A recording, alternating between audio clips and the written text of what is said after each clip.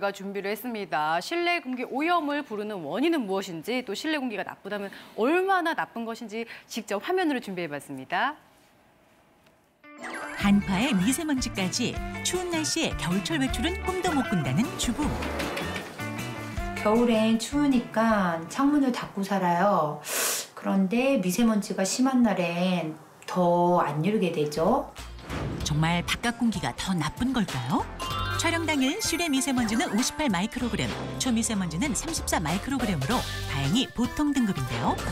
미세먼지를 피해 집안에만 있다는 주부의 선택이 옳았는지 살펴보겠습니다. 가장 먼저 살펴볼 공간은 침실인데요. 침실의 미세먼지는 보통 등급. 깔끔한 침실을 위해 이불을 펼치고 탁탁 두드리기 시작하는 주부. 그런데 미세먼지 수치가 전보다 높아졌습니다. 초미세먼지는 금세 나쁨 등급. 침실 정리는 됐지만 미세먼지는 2배 이상 올랐네요. 오늘의 메뉴는 지글지글 맛있는 고등어구이. 그런데 요리하는 동안 공기질을 측정하자 300배 이상. 미세먼지, 초미세먼지 모두 매우 나쁨 등급. 미세먼지가 이렇게 굽는 요리에도 많이 나오는지 몰랐어요. 정말 충격이네요. 정신없이 요리를 하다 보면 후드를 켜야 된다는 생각을 자꾸 잊게 돼요. 그래서 후드를 안 켤 때가 많아요. 후드의 효과가 과연 어느 정도일까요? 후드를 켜서 환기를 시키자 전에 비해 미세먼지 수치가 절반가량 낮아졌네요.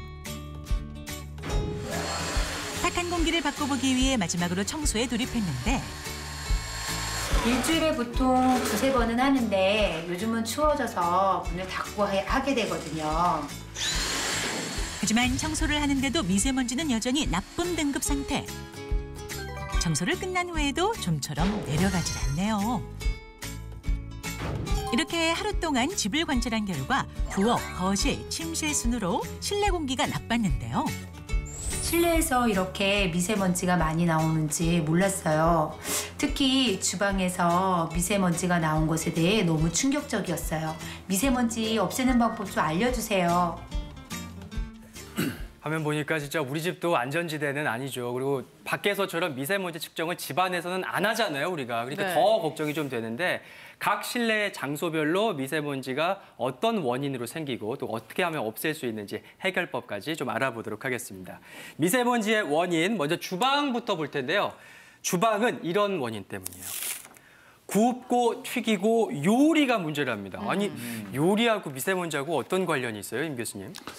요리를 하게 될 때는 연소 과정 쪽에 불완전 연소가 발생을 하게 됩니다.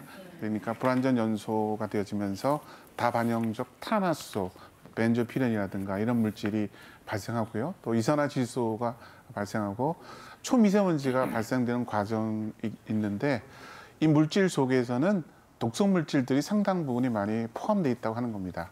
그러니까 요리하는 과정 중에 발생된 여러 가지 물질들은 독성 물질이 많고 그것이 초미세먼지 형태를 띠기 때문에 그만큼 위험하다고 보겠습니다. 근데 우리 무엇이든 물어보세요 보면요. 아내가 해주는 맛있는 요리, 엄마가 해주는 맛있는 요리를 자주 소개하는데 그러면 이거 미세먼지 때문에 음식을 못하면 이거 어떻게 하라는 얘기지? 혹시 방법이 없는 겁니까? 교수님 어떻습니까? 네. 이제 요리를 하게 될 때 여기서 발생하는 이제 연소 가스나 아니면은 이제 불완전 연소 물질 이런 부분들을 제거하기 위해서 가능하면 이제 후드를 틀고 하는 것이 좋을 것 같아요. 후드를 꼭 켜고 저감할 수 있지 않습니까? 네. 그다음에 이제 부엌에서 요리하고 난 다음에 그 미세먼지 자체가 부엌에서 거실이나 이런 쪽으로 이동할 수 있습니다. 그러니까 반드시 요리하시고 나온 데에서는 환기를 해주셔서 부엌에서 발생한 물질 자체가 집안으로 확산되는 것을 막으셔야 됩니다. 그러니까 요리